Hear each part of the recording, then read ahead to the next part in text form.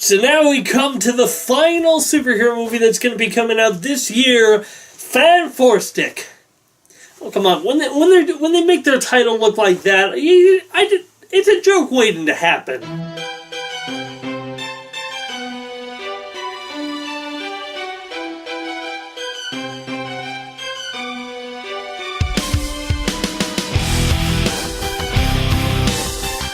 Hey everybody, welcome to another one of my predictions for the superhero movies and things that are going to be coming out in the year 2015.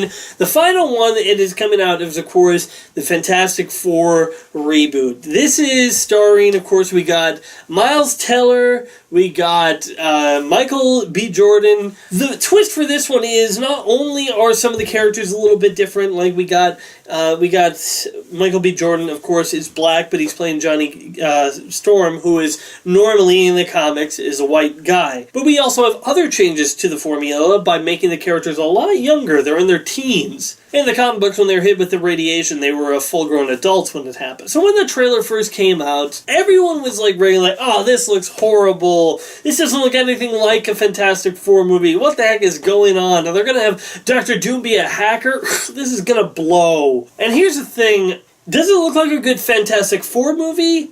From what I know from Fantastic Four in the comics and what I know of how they are, not really, but does it look like a good movie?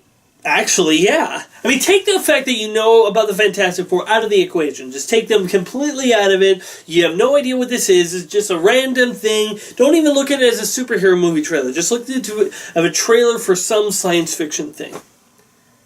It's intriguing. I mean, we have this voiceover talking about different stuff that's going on in the world, different things, different powers that be and whatnot. We see all these different people going through different things, and mysterious stuff is going on. Those who want to see a Fantastic Four movie, they want to see these characters interacting with each other and how they're going to be, and we're not really given that, as there aren't a whole lot of lines of the characters actually say in the trailer. It's mostly the voiceover. And when you look at these characters, none of them are just like right off the page are like, oh, well, that is, of course, what they look like, you know? If you compare Miles Teller versus the other guy who played Mr. Fantastic in the original Fantastic Four movie, and compare them against a comic book panel, and you ask which one of these looks more like Mr. Fantastic, then obviously it would be the other guy. The other guy definitely looks more like the classic Reed Richards. The people who are making this movie are obviously trying to not make the comic book, and that might work for them or against them. Because if you think about it, we have the other movie was just trying to be like the comic. It failed because, it didn't really pace itself well as a movie and didn't get its characters' motivations right, and the casting of Jessica Alba as the Invisible Woman was pretty bad.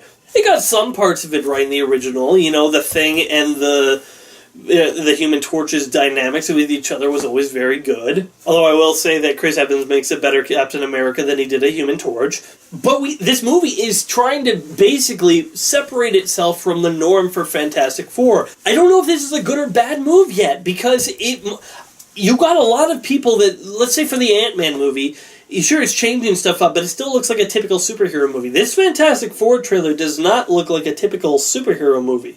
It looks like a weird science fiction thing with lots of different themes going on about humanity and stuff like that, and our place in the world in today. And it also has a lot of mysterious elements to it. As I say, does it look like a good Fantastic Four movie? From what if it was to say, does this look like how I envision the Fantastic Four from the comics?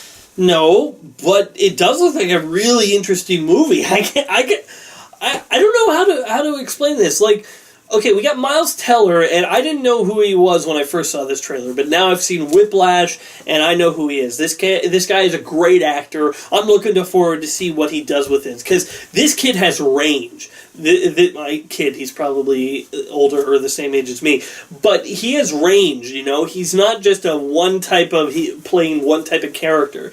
You see how he is in something like, Insurgent versus how he is in Whiplash. Totally different characters, but you never feel like he's out of his range, that he's totally in his range the whole time, which I like about him as an actor. He's a really good actor. I really like him. Michael B. Jordan, you probably know him if you've seen Chronicle. He was the guy in Chronicle who...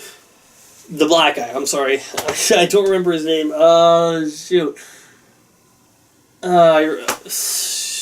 we have this whole thing where, oh, but he's black and his sister is not black, and I'm like, well, come on, that's an easy thing to work around. See, here's the thing. If I'm going to enjoy him as Johnny Storm, it's going to be a different type of Johnny Storm for me, because Johnny Storm, for me, always he came across as the jockey white boy. Like the typical jock type character that's like, what up? But not like, he'd walk in and think that he's the coolest guy in the room, even though, he's a little bit of a nerd himself, but he thinks, I have superpowers, I'm the man, I'm the super, I always vision him as that type of character, so they can do that. Don't get me wrong, they can have those personality traits in Michael B. Jordan, and I definitely want them there, otherwise it wouldn't feel like Johnny Storm. It's just going to be a different experience. It's going to be a little bit of adjustment for me, but hopefully I'll be able to get over it, because I really like that guy as an actor. He's a great actor, and I actually, if you think about it, his personality matches Johnny Storm. His personality in Chronicle, he played very charismatic, very, very good, and that's looking pretty awesome for the Fantastic Four movie. We have Kate Mara as Susan Storm, otherwise, as the Invisible Woman. It's an interesting choice. It bugged me forever. I was like, who is she? Who is she? It's on the tip of my tongue, but I just don't know it. And I'm like, oh, okay. It finally hit me. She was the girl that was in House of Cards. She played the reporter.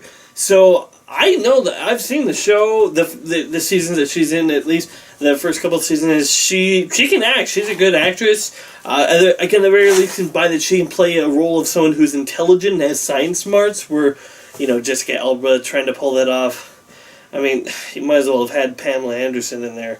And I'm not saying that Jessica Alba is a horrible actress, but she doesn't have the range to pull off a scientist like this actress, Kate Mara, can. So no complaints from that part. Then there's the weirdest casting choice of all, at least what I know of. I don't really know what they got going on for Doctor Doom, but the weirdest casting choice is Jamie Bell as the Thing.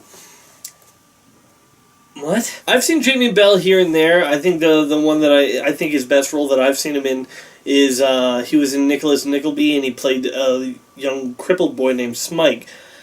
He's such it's an interesting pick, because on the one hand he's like the least, the thing for me is the character, he's always gruff but with a heart of gold, that type of character. I don't get gruff from Jamie Bell, I can see innocence, I can see kindness, I can see, even weakness to a degree, but he doesn't come across to me as as someone who can play that type of character who's going to be like, oh, it's clobbering time. And you know what? I actually highly doubt that this type of movie is going to be featuring that catchphrase. He's a good actor, I can tell you that much. The kid, I keep on saying kid.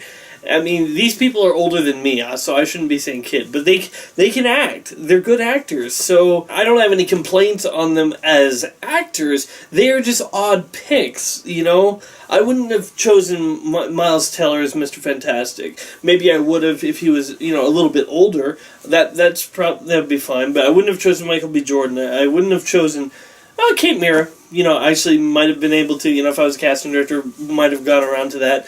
But Jamie Bell is probably the one that would be like, no, I don't really, no. If someone suggested it, I'd be like, no, let's just move on to the next name.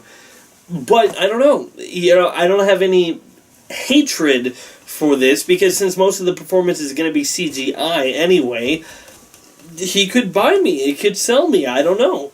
It's really depending on how the movie handles the character.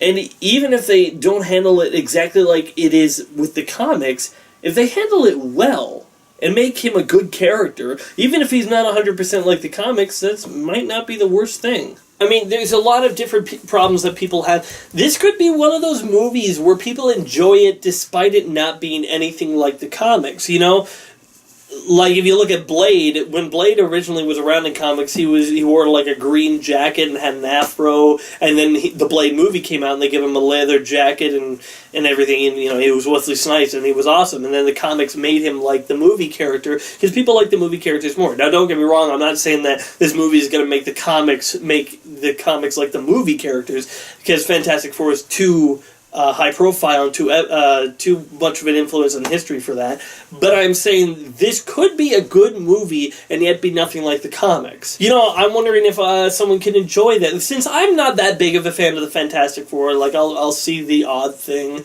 but I usually don't go out of my way to get any. I don't think I have really any Fantastic Four comics except for a couple that involve Spider-Man. So I'm not a humongous Fantastic Four purist. So when I watch this movie, I'm not going to be like, oh, that's nothing like it, and that's nothing like it. I'm going to be like, okay, I'm going to judge it for what it is. But I can understand how some people might not be able to embrace the film and insert themselves into the film because it's not necessarily like what the comics are. But I think we should always be lenient, you know, because Christopher Nolan, he took his liberties all the time, you know, by instead of having Batman being trained by different masters all over the world, he had him trained by the League of Shadows. And in the comic books, they're called the League of Assassins. I think they changed it to League of Shadows because, you know, if Bruce has this thing where I'm not going to kill people, it'd be pretty short-sighted of him if he joined a group called the League of Assassins. But anyway, as I say, I'm actually looking forward to this movie quite a bit. What is my biggest fear for this movie? That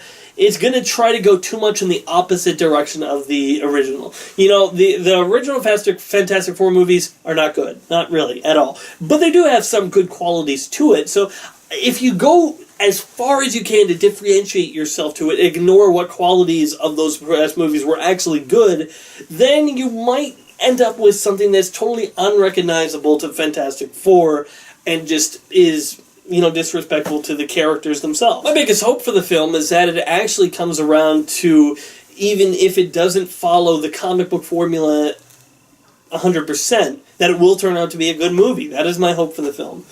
So, for my excitement meter, I would say for this film, as I'm very intrigued. You know, I would say if you were having to rank all the things, I'm the most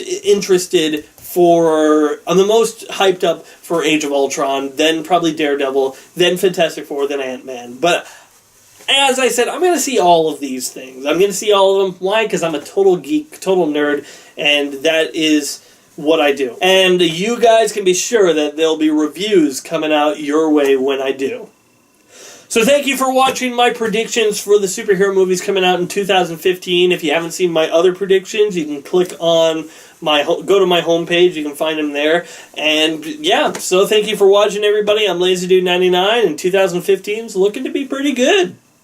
I mean, heck, we got Star Wars coming out this year, so it's a good year to me. Be sure to check out more of my other videos on my channel, and wait for more coming soon.